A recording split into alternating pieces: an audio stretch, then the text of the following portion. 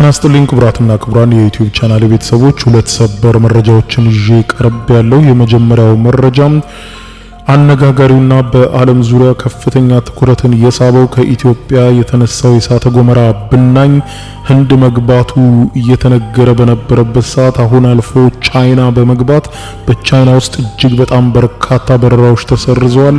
በቀጣይ ወደ ደቡብ ኮሪያና ጃፓን ሊያመራ ይችላል ተብሎ ጃፓን የቅድመ ጥንቃቄ አዋጅ አውጃለች። ጉዳዩን በተመለከተ የቻይና መንግስትም አስቸኳይ መግለጫ ሰጥቷል። ከወዳጅ ሀገራችን ኢትዮጵያ ጋር እየተነጋገርን የቅድመ ጥንቃቄ እርምጃ ለመውሰድ እየጣረን ነበር ብሏል። በረራዎች ከፍተኛ ቁጥር በቻይና ውስጥ እየተሰረዙ ይገኛሉ። ይህንን አስመልክቶ የቻይና መንግስት የሰጠውን መግለጫም እንዲሁም በዚሁ ዝርዝር የምታደምጡት ይሆናል። በቀጣይስ ይህ የእሳተ ገሞራ ብናኝ ወዴት ሊያመራ ይችላል የሚለውንም አስደምጣችኋለሁ። ሰፊ ዘገባ ነው። በሌላ በኩል ክቡራን አድማጮች አፍሪካ ዛሬ ሌሊቱን መፈንቅለ መንግስት አስተናግዳ አድራለች። በጊኒ ቢሳው አዲስ መፈንቅለ መንግስት ተስተናግዷል። ጉዳዩ የዓለምን ትኩረት ስቧል። ጉዳዩን በተመለከተ የምታደምጡት ዝርዝር ተጨማሪ መረጃ ይኖራል። እስከ ፍጻሜ ቆዩ። ዝርዝር መረጃውን አድምጡ ግብዣዬ ነው። ወደ መረጃዎቹ አለፍኩ። አብረን እንከታተለው። በቅድሚያም ከኢትዮጵያ አፋር ክልል የፈነዳው እሳተ ገሞራ የተነሳው ብናኝ አሁን ላይ የዓለምን ከፍተኛ መነጋገሪያ ሆኖ ህንድን አቋርጦ ወደ ቻይና መግባቱ ተሰማ። በቻይና ውስጥም በርካታ በረራዎችን መሰረዙ ተሰማ። የቻይና ባለስልጣናትም አስቸኳይ መግለጫዎችን አወጡ።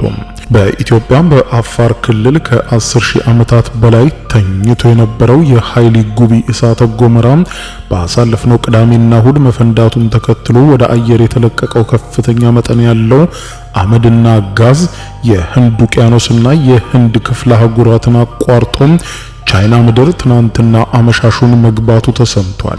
ዛሬ ሌሊቱን ከቻይና ሜትሮሎጂ አስተዳደር ሲኤምኤ እና ከዓለም አቀፉ የአቪዬሽን ተቋማት ላይ ያገኘሁት መረጃ እንደሚያመለክተው ከኢትዮጵያ የተነሳው ይህ ግዙፍ የአመድ ደመና በምስራቅ ቻይና የአየር ክልል ላይ ከፍተኛ ተጽዕኖ ማሳደር ጀምሯል። በተለይም በደቡብና በምስራቅ ቻይና በሚገኙ ግዛቶች የአየር ትራፊክ ፍሰት ላይ ከባድ መስተጓጎል እየጀመረ ሲሆን በርከት ያሉ በረራዎችም ተሰርዘዋል። አብዛኞቹም እንዲዘገዩ እየተደረገ ነው። የሳተላይት ምስሎች እንደሚያሳዩት ከሆነ እሳተ ገሞራው ካለፈው እሁድ ጀምሮ ወደ ላይ ይተፋው የነበረው ሰልፈር ዳይኦክሳይድ ጥቃቅን የአለት ብናኞች ጋር ተዳምሮ በከፍተኛ የአየር ጅረት አማካኝነት በሰዓት ከ100 ኪሎ ሜትር በላይ በሆነ ፍጥነት ወደ ምስራቅ ሲገፋው ከርሟል። ትናንትና አመሻሹን ጀምሮ ከህንድ ሰማይ ላይ ለቆ ወደ ቻይና መግባቱ የተዘገበ ሲሆን የቻይናው የዜና ወኪል ዢንዋና ግሎባል ታይምስ እንደዘገቡት ከሆነ ብናኙ በቅድሚያ የገባው በደቡብ ምዕራብ ቻይና በኩል አቋርጦ ሲሆን አሁን ግን ወደ መሃል ሀገርና ወደ ዋና ከተማዋ ቤጂንግ አቅጣጫ እየተገፋ መሆኑን አረጋግጠዋል። የናሳ የሳተላይት ምስሎች እንደሚያረጋግጡት ከሆነ ብናኙ ያለው ከመሬት ወለል በላይ ከ10 እስከ 15 ኪሎ ሜትር ከፍታ ላይ ነው። ይህም ማለት በመሬት ያሉ ሰዎች በቀጥታ በአይናቸው አመድና ብናኙን ላያዩት እንደሚችሉ የተገለጸ ሲሆን ነገር ግን የፀሐይ ብርሃንን ሊያደበዝዝ እንዲሁም ሰማዩን እንግዳ የሆነ ግራጫ ወይም ቢጫ ወጋገን ሲኖረው ሊስተዋል ይችላል ብለዋል። ይህ ክስተት በተለይም በዩናንና በሲቹዋን ግዛቶች በግልጽ ታይቷልም ብለዋል የቻይና መገናኛ ብዙሃን። የሮይተርስ የዜና ወኪል እንደዘገበው በቻይና የአየር ሁኔታ ተቆጣጣሪዎች ዘንድ ከፍተኛ መደናገጥ ባይኖርም ነገር ግን ከፍተኛ ጥንቃቄ እንዲወሰድ በመላ ሀገሪቱ ታውጇል። ይህም የሆነው ብናኙ የአውሮፕላን ሞተሮችን የመግዳት አቅም ስላለው ነው የተባለው። ይህ ጉዳይ በዋናነት እያመሰ ያለው አቪዬሽን ዘርፉን ሲሆን የእሳተ ገሞራው አመድ ለአውሮፕላን ሞተር እንደ መርዝ ነው። ጥቃቅን የአለት ቅንጣቶች ወደ ጀት ሞተር ውስጥ ሲገቡ በከፍተኛ ሙቀት ቀልጠው ሞተሩን ሊያቃጥሉት ወይም ሊያስቆሙት ይችላሉ። በዚህም ምክንያት የቻይና ሲቪል አቪዬሽን አስተዳደር ሲኤኤሲ ትናንትና መሻሹን ጀምሮ በወጣው አስቸኳይ መግለጫም በብናኙ በተሸፈኑ የአየር ክልሎች የሚደረጉ በረራዎች መስመራቸውን ሙሉ በሙሉ እንዲቀይሩ ወይም በረራዎች እንዲሰረዙ ትዕዛዝ ሰጥቷል። ከኢትዮጵያ የተነሳው የእሳተ ገሞራው ብናኝ ከአውሮፓና ከመካከለኛው ምስራቅ ተነስተው በህንድ በኩል ወደ ቻይና የሚገቡ በርካታ በረራዎችንም እንዲሰረዙ ያደረገ ሲሆን በተለይም ኤር ቻይና፣ ቻይና ሳውዝ ኤርላይንስ ከኒው ዴልሂ እና ከዱባይ የሚመጡ በረራዎችን ሙሉ በሙሉ ለጊዜው አቋርጧቸዋል። በቻይና ትልልቅ የቱሪስት መዳረሻ ከሆኑት መካከል በቼንዱና በኩንሚንግ አየር ማረፊያዎች በትናንትናው ዕለት ብቻ ከ40 በላይ በረራዎች መሰረዛቸውን የፍላይት ራዳር መረጃ ያሳያል። ብናኙ በነፋስ ወደ ምስራቅ እየተገፋ ስለሆነም በሚቀጥለው 24 ሰዓት ውስጥ ደግሞ በዓለም ላይ እጅግ በጣም ከተጨናነቁት አየር መንገዶች መካከል የሚመደበውን የሆንግ ኮንግና የሻንሃይ አየር ማረፊያዎችን ስራ በከፍተኛ ሁኔታ ሊያስተጓጉል እንደሚችል ይጠበቃል። አንድ ስማቸው እንዳይጠቀስ የፈለጉ የቤጂንግ ካፒታል ኢንተርናሽናል ኤክስፐርት የስራ ኃላፊ ለቻይናው ዘ ፔፐር ጋዜጣ እንደተናገሩት ሁኔታውን በቅርበት እየተከታተልን ነው።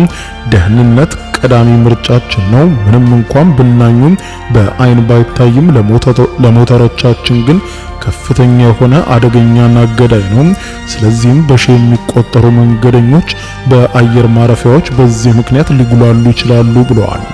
የቻይና መንግስት ለጉዳዩ የሰጠውን ምላሽ በተመለከተም የቻይና ውጭ ጉዳይ ሚኒስትር ቃል አቀባይ ትናንትና መሻሽ በሰጡት መግለጫ ይህ ከኢትዮጵያ ተነስቶ ወደኛ ቻይና የደረሰው ይሄው የእሳተ ገሞራ ብናኝ ተፈጥሯዊ ክስተት ነው። ከኢትዮጵያ ወዳጅ መንግስት ጋር በመረጃ ልውውጥ እየሰራን ነው። የእሳተ ገሞራው ተጽዕኖ ድንበር የለውም። አሁን ላይ ዋናው ትኩረታችን የአየር ክልላችንን ደህንነት ማስጠበቅ ነው። እዚህ ላይ ነው እየተረባረበን ያለነው ብለዋል።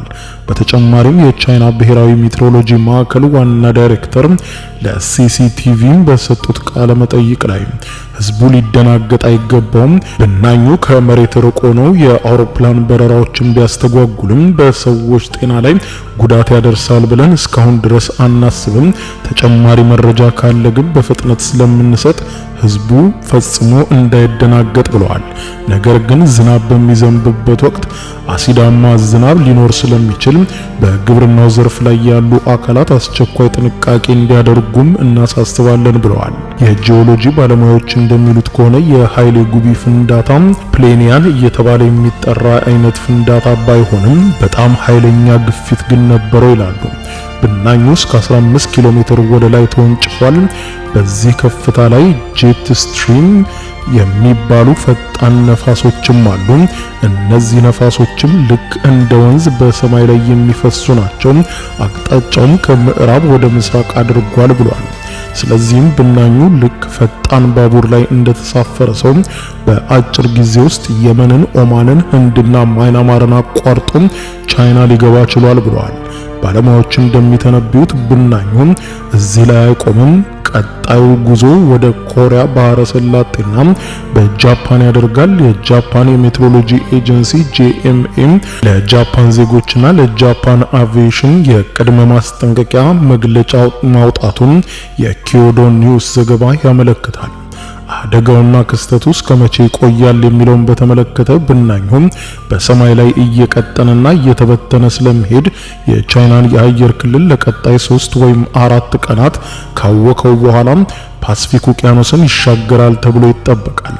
ነገር ግን የእሳተ ገሞራ ፍንዳታው አሁንም እየተፋ ከሆነ አዲስ የብናኝ ማዕበል ሊመጣ ስለሚችል ሁኔታው አሳሳቢ ሆኖ በዓለም ዙሪያ ይቆያል ብለዋል።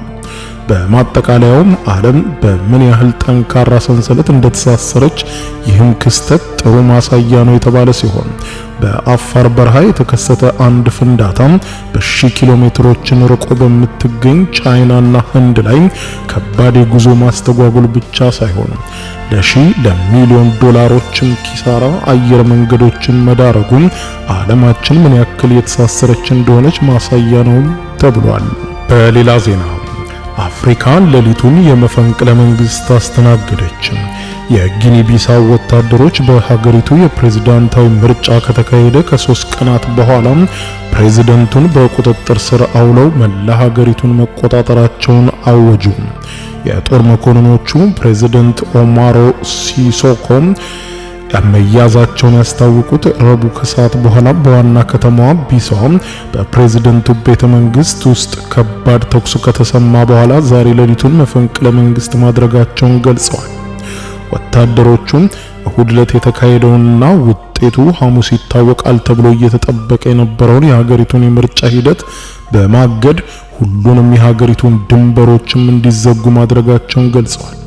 የፕሬዝዳንቱ መታሰርና የወታደራዊ አመራሮቹ መያዝን የተሰማው በሀገሪቱ በተካሄደው ምርጫ ዋነኛ ተቃዋሚ ፖለቲከኛ ከውድድር ውጪ መደረጋቸው ከተሰማ ከ3 ቀናት በኋላ ነው። የምርጫው ውጤት ነገ ሐሙስ ይፋ ይደረጋል ተብሎ ሲጠበቅ ነበር።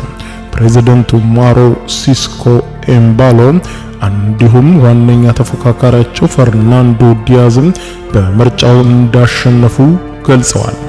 በዋና ከተማዋ የሚኖሩ የአይን እማኞች እንደተናገሩት ከሆነ ሌሊቱን ጭምር የተኩሱ ድምጽ መሰማቱን ገልጸዋል።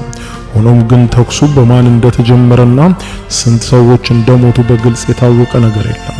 የፈረንሳይ ዜና ወኪል ኤኤፍፒ እንደገለጸው የተኩስ ድምጽ መሰማቱን ተከትሎ በመቶዎች የሚቆጠሩ ሰዎች በእግራቸው እንዲሁም በመኪና ከከተማው ሸሽተዋል። ስልጣን የተቆጣጠሩት ወታደራዊ መኮንኖች ኋላ ላይ በሀገሪቱ ቴሌቪዥን ሌሊቱን ቀርበው ስርዓት አስከባሪ ከፍተኛ ወታደር እዝ የተባለ አካል ተጨማሪ መግለጫ እስኪሰጥ ድረስ ሀገሪቱ በወታደራዊ ስርዓት ቁጥጥር ስር እንደሆነችና መፈንቅለ መንግስት መደረጉን አውጀዋል። ፕሬዝዳንቱን በቁጥጥራቸው ስር ያዋሉት ወታደሮች ተጨማሪ ህዝቡ እንዲረጋጋ እናዛለን ብለዋል። ፕሬዝዳንቱ ተጨማሪ ሌሎች ሰዎች በወታደሮቹ ቁጥጥር ስር ውለው እንደሆነ እስካሁን አልታወቀም። ቀደም ሲል የፕሬዝዳንቱ ቃል አቀባይ የታጠቁ ሰዎች ኢላማ ያደረጉት እሁድ ዕለት የተካሄደውን ምርጫ የመራው የምርጫ ኮሚሽን መስሪያ ቤት መሆኑንና ዓላማቸውም ኮሚሽኑ የአወዛጋቢው ምርጫ ውጤት እንዳያሳውቅ ለማወክ ነው ተብሏል። ወታደሮቹ በቁጥጥር ስር የዋሉት ፕሬዝዳንት ኦማር ኮሶምቦ በምርጫው በሁለተኛ ዙር የስልጣን ዘመን የተወዳደሩ ሲሆን እርሳቸውም ሆኑ ተፎካካሪያቸው ውጤት ከመታወቁ በፊት አሸናፊ መሆናቸውን በየፊናቸው ገልጸው ነበር። ጊኒ ቢሳውን ከቅኝ ግዛት ከወጣች በኋላ ተደጋጋሚ መፈንቅለ መንግስትና ፖለቲካዊ አለመረጋጋት ሲያጋጥማት ቆይቷል። ጊኒ ቢሳው ወደ 2 ሚሊዮን ገደማ ነዋሪዎች ያሏት ሀገር ስትሆን በዓለም እጅግ ደሃ ከሆኑት 4 ሀገራት መካከል ቀዳሚዋ ናት። የፖርቹጋል ቅኝ ግዛት የነበረችው ጊኒ ቢሳው ከአውሮፓውያኑ 1980 ወዲህ 9 መፈንቅለ መንግስቶችን በተደጋጋሚ አስተናግዳለች። ፕሬዝዳንቱ ማሮ ሲስኮ ኤምባሎን ከስልጣን ለማውረድ 2 የመፈንቅለ መንግስት ሙከራዎች ተካሂደው ከሽፈው ነበር። የመጨረሻው መፈንቅለ መንግስት ሙከራ የነበረው ጥቅምት 2023 ከ2 ዓመታት በፊት እንደነበር በወቅቱ የወጡት ዘገባዎች ያረጋግጣሉ። ክቡራን አድማጮች ለሰዓቱ ብታደምጧቸው መልካም ናቸው ያልኳቸው አጫጭር መረጃዎች እነኚህ ናቸው። ከሰዓታት በኋላ በሌላ መረጃ ተመልሰን እስከምንገናኝ በያለንበት የዓለም ዳር ቸር እንቆይ።